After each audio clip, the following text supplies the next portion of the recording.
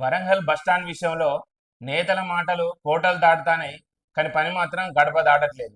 గత బీఆర్ఎస్ ప్రభుత్వం ఈ వరంగల్ సిటీని మోడల్ సిటీగా అభివృద్ధి చేస్తాము అని చెప్పింది. చేసిందా?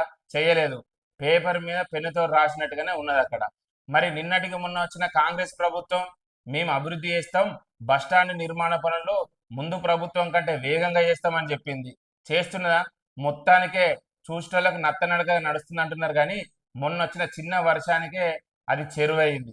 ఇవాళ ఎవరికైనా చూపిద్దామని పోతే, అరే ఇది చెరువు కాదురా నాయన, ఇంతకుముందు ఇక్కడ బస్ స్టాండ్ ఉన్నాయని చెప్పాల్సిన పరిస్థితి వచ్చింది. ప్రయాణికులు అష్ట కష్టాలు పడుతున్నారు. రోడ్లు గుంతలు ఉన్నాయి. టెంపరీ వేసిన రేకుల షెడ్ కింద ప్రజలు కూర్చోలేక నానా అవస్థలు పడుతున్నారు.